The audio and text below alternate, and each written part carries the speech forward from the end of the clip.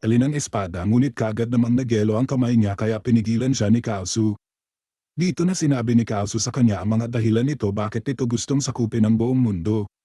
Ito pala ay dahil gusto nito sanang ipagpatuloy ang pangarap niya matapos niyang masawi sa Golem War 17 taon na ang nakakaraan. At para matupad ito ay susubukan sana nitong gamitin ang kapangyarihan ni Anthrasax ngunit hindi nito inaasahan na ganito pala katindi ang kapangyarihan ng God of Destruction. Ilang sandali lang ay nawalan na ng malay si Kaosu dahilan para mapaiyak si Schneider.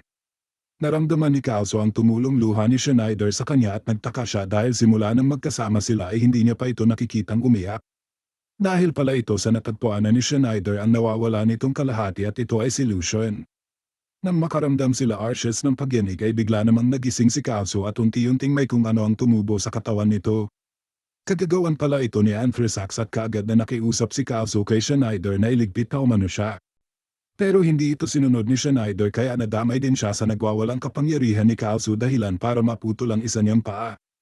Pagkaliwanag ng espada ni Kaosu ay mas lumaki pa ang bagay na tumubo sa katawan nito at naging isa na itong Ice Dragon na kinokontrol ni Anthrasax.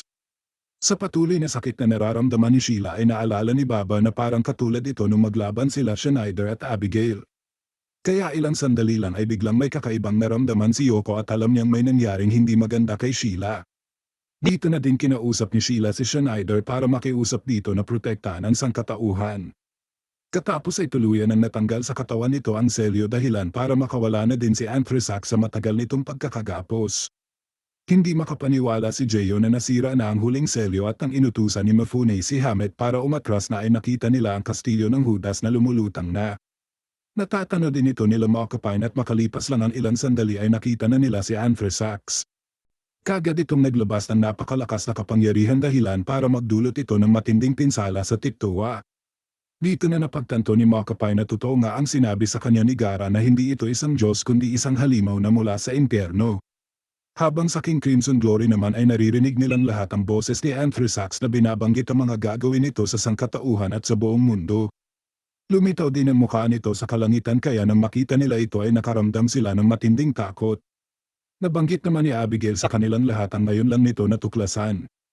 Ito ay kahit umano hindi nagawa ni Kaosu na matalo si Schneider ay malaki ang naging parte ng kanilang labanan gamit ang kanilang dark powers para masira ang selyo at ito ang totoong intensyon ni Anthrasax. Nang mapanghinaan ng loob si Joshua ay nilinaw naman sa kanila ni Yoko na hindi pa tuluyang natatalo ang sangkatauhan at hindi sila pwedeng sumuko kagad dahil may mga tao pa silang kailangang protektahan. Pinilit naman ni Schneider na makawala sa Ice Dragon ngunit dahil sa dami na ng dugo ang nawala sa kanya ay unti-unti na siyang nanghihina. Dahil dito ay sinamantala ito ni Anthrasax at pinaatake sa kanya ang Ice Dragon. Katapos ay sinabi ni Anthrasax na katumbas lang ng isa niyang cell ang kapangyarihan ng Ice Dragon na ito pero sapat na umano ito para talunin siya. Pagka-atake nito muli para iligpit na sana siya ay bigla namang dumating dito si Gaara at sinangga ito. Katapos ay nagawa din ito na maibalik sa Ice Dragon ang atake nito. Nang susubok ulit sa pag-atake ang Ice Dragon ay inunahan ito ni Arceus gamit ang God of Thunder nito. Dito na din sumali si Abigail at tinatake ang Ice Dragon gamit ang kanyang Forbidden. Hindi makapaniwala ang mga samurai at mga sorcerer shogun sa ipinakitang lakas ng tatlo sa Four Divine Kings ni Schneider. Tuwang-tuwa naman sila Yoko at kainabuhay pa pala sila Gaara at Arceus. Kinigop naman ni Anthrasax sa mga kaluluwa ng mga nasawi sa Tiktoa. Katapos ay dito na nagbago ang hitsura ng Ice Dragon at naging isa ng nakakatakot na halimaw. Napansin din nila ang unti-unting paglaho ng imahe ni Anthrasax dito. Inatake ng halimaw sila Gaara at sa lakas ng mga atake nito ay tanging pag-iwas lang ang nagagawa nila.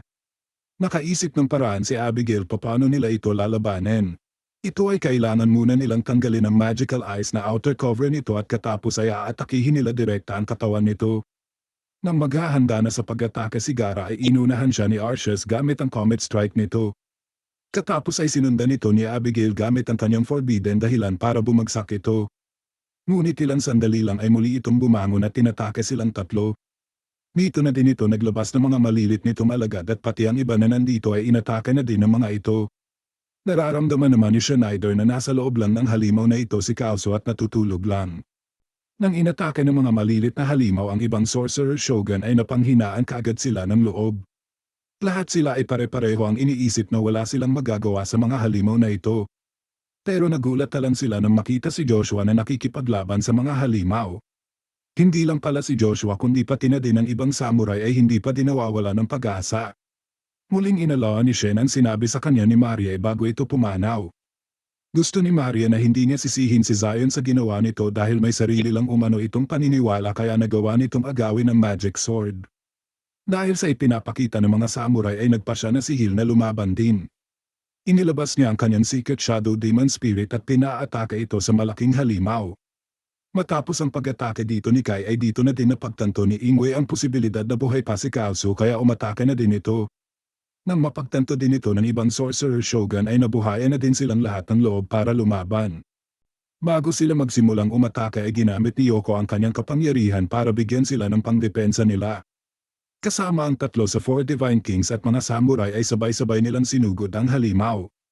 Ginamit nila dito ang kanika nilang mga matitinding teknik. Kahit sinusubukan ang halimaw na tikihin din sila ay patuloy pa din sila sa pag-atake.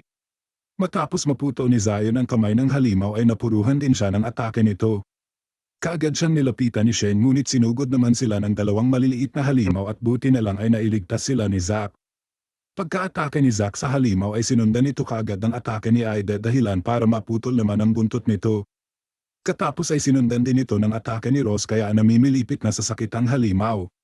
Hindi pa pala natatapos ang kalbaryo nito dahil pinutol naman ni Sykes ang isa pa nitong kamay. Dito na ginamit ni Gaara ang kanyang Mijin Flash and Divide. Awang-awa naman sila Baba at Lars habang pinagmamasdan nila ang kalagayan ni Sheila. Pero ilang sandali lang ay nabuhayan sila ng pag-asa nang dumating dito sila Jeyo at Sean. Matapos ang ginawang atake ni Gaara ay dito na bumagsak ang halimaw. Gusto nila Ingwe na puntahan si Kaosu ngunit pinigilan sila nila Gaara dahil alam nila na hindi pa patay ang halimaw. Ilang sandali lang ay dito na ipinakita ng halimaw ang totoo nitong anyo.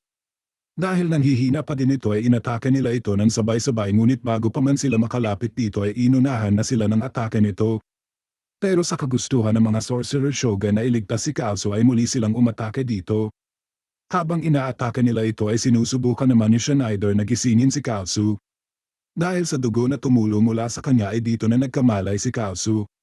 Naririnig ni Kaosu na parang may tumatawag pero hindi niya alam kung sino ang tinatawag nito. Nang maramdaman niya ang sobrang init ay dito niya na naalala si Schneider. Dahil dito ay biglang huminto sa paggalaw ang halimaw at nakita nila ang paglabas ng mga snow crystals mula dito. Katapos ay dito na ito nagwala at naramdaman ni Abigail ang kapangyarihan na kasing lakas ni Schneider na parang gustong tumiwalag dito. Ginamit naman ni Schneider ang kanyang kapangyarihan hanggang sa makalika siya ng anyong Phoenix. Dito na din lumabas mula sa halimaw ang Ice Dragon na kasama na si Kaosu. Katapos ay biglang nagliwanag ang kalangitan ng kulay ginto at nararamdaman ng halimaw na hindi lang ito dahil sa kapangyarihan nila Schneider at Kaosu. Nang makita niya si Lucian ay labis ang kanyang pagkagulat. Dahil sa kulay ginto na liwanag ay alam nila Jeyo at Baba na senyales ito na darating na ang Dragon Warrior. Ibig sabihin lang nito ay tuluyan ang tinanggap ng Dragon Warrior si Schneider bilang descendant nito. Napagtanto din ni Lars na nabawi na ni Schneider ang kalahating parte niya kung saan ito ang mabuti at matuwid na parte ng kanyang puso at patunay dito ay nung iniyakan niya si Kaosu. Ang naging laban nilang ito ang naging daan para mag-isa na sila ni Lucian. Hindi nila akalain na makukumpleto ni Schneider ang tatlong kabutihan o ang pagmamahal, lakas ng loob at hustisya para tuluyan ng magpakita ang Dragon Warrior. Pero para kay Sean ay meron na talaga nito si Schneider sa umpisa pa lang. Nang mag-umpisa ng sumugod sila Schneider at Kaosu ay hindi pa din makapaniwala ang halimaw na muli niyang mararamdaman ang kapangyarihan ng Dragon Warrior matapos ang 400 taon. Pero nagulat si Lucian na hindi pa din tuluyang tinatanggap ni Schneider ang kabutihan na tinataglay nito. Nang inatake na nila ni Kaosu ang halimaw ay wala nang nagawa pa ang halimaw sa sobrang lakas ng pinagsanib nilang kapangyarihan.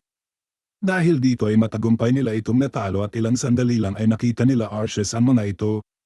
Nabanggit naman ni Kaosu kay Schneider ang konsensya na